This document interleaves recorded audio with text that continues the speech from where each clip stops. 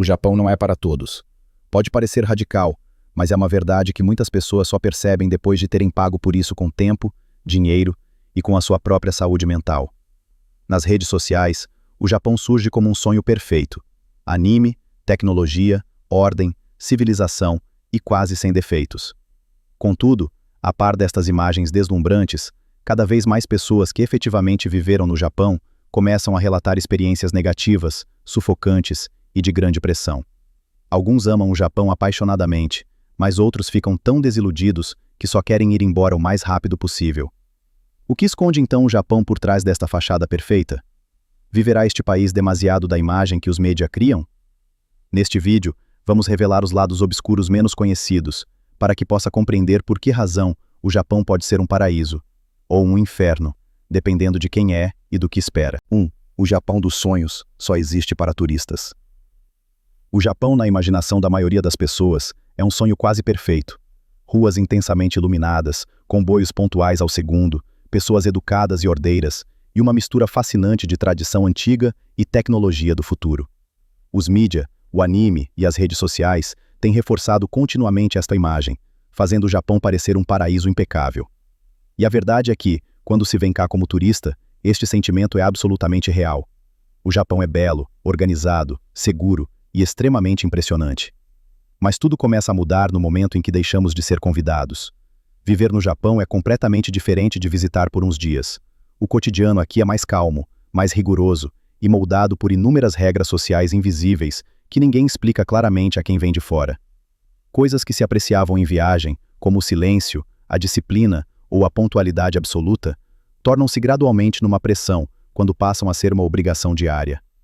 Muitos chegam ao Japão com a expectativa de viver num mundo de anime ou num parque cultural gigante, mas ficam rapidamente desiludidos ao perceberem que o Japão é também um país muito mundano, muito rígido e até muito mais rigoroso do que muitas outras nações.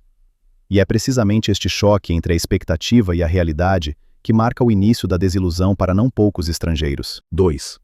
Nação tecnológica, mas presa no passado. O Japão é sempre celebrado como uma das nações tecnológicas líderes no mundo, onde robôs, IA e invenções futuristas podem ser encontrados em todo lado. No entanto, quando se começa realmente a viver aqui, muitos estrangeiros descobrem rapidamente uma verdade chocante. A tecnologia não penetrou no cotidiano tão profundamente como imaginavam. Por trás da fachada moderna, esconde-se um sistema administrativo pesado, lento e extremamente baseado em papel.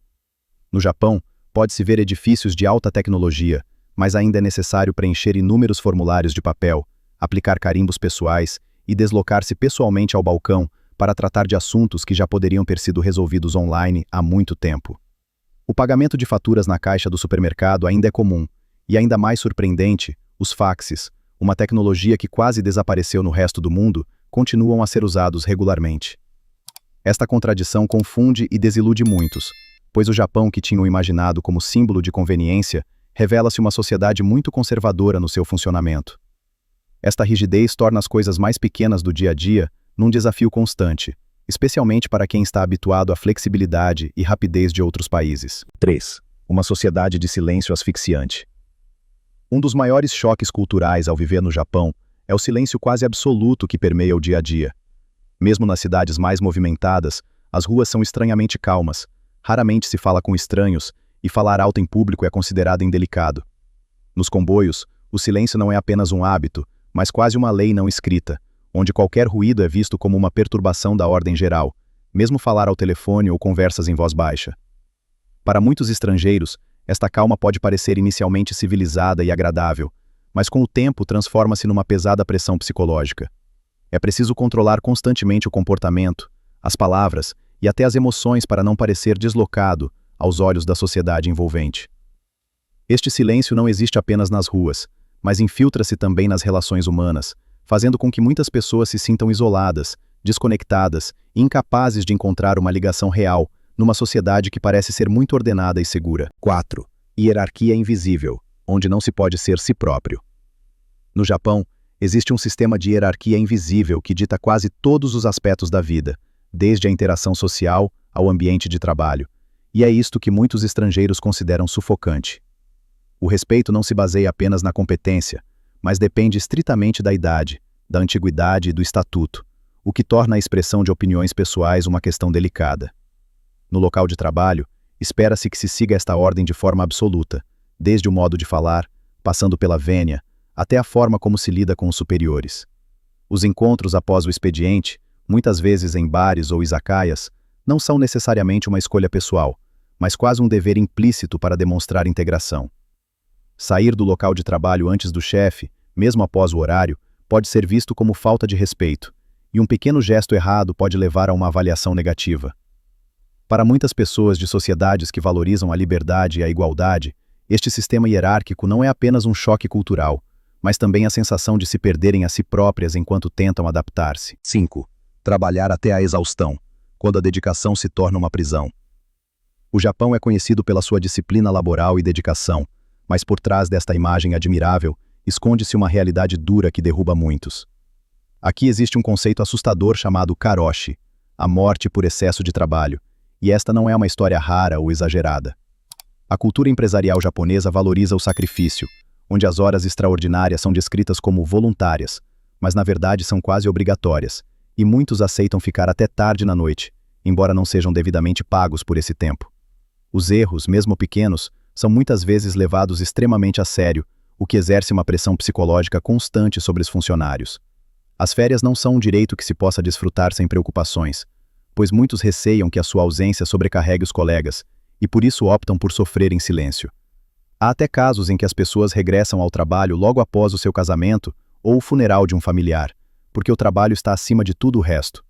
Este ambiente consome a saúde e a mente, fazendo com que não poucos estrangeiros percebam que, no Japão, a dedicação por vezes já não é uma escolha, mas sim como uma pena de prisão invisível. 6. Segurança absoluta, mas solidão absoluta.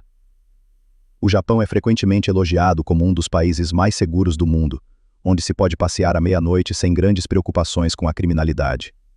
Contudo, esta segurança não significa necessariamente proximidade humana. Pelo contrário, muitos estrangeiros sentem-se a viver numa sociedade fria, onde as relações se constroem lentamente e com muita distância.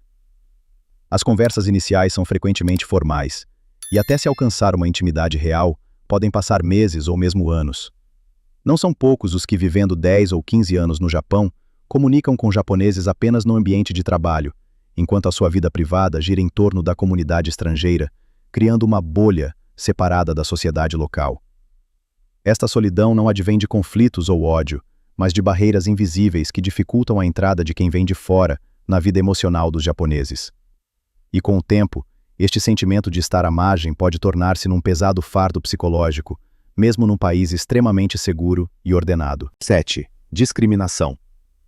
Muitos dos problemas que os estrangeiros encontram no Japão resumem-se, no fundo, a uma causa central, a barreira linguística. Muitos vêm para o Japão acreditando que o inglês seria suficiente, especialmente em grandes cidades como Tóquio, mas a realidade é exatamente o oposto. O nível de inglês no Japão é bastante limitado, e a maioria dos serviços essenciais, como hospitais, bancos, contratos de arrendamento ou documentos administrativos, utilizam exclusivamente o japonês. Formulários, avisos de emergência e até regulamentos legais importantes muitas vezes não estão traduzidos, o que coloca não poucos em dificuldades apenas por não os conseguirem ler e compreender.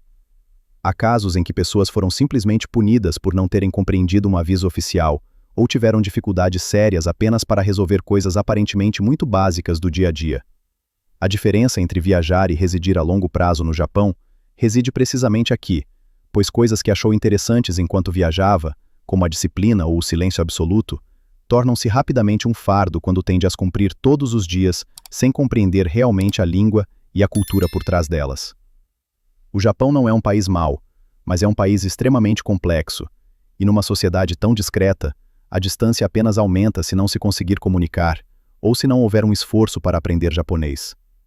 Amar o Japão não significa apenas amar o exterior perfeito, mas também aceitar os lados difíceis, e o requisito mínimo para isso é compreender a língua e a cultura, e preparar-se mentalmente para uma realidade que difere muito do sonho original.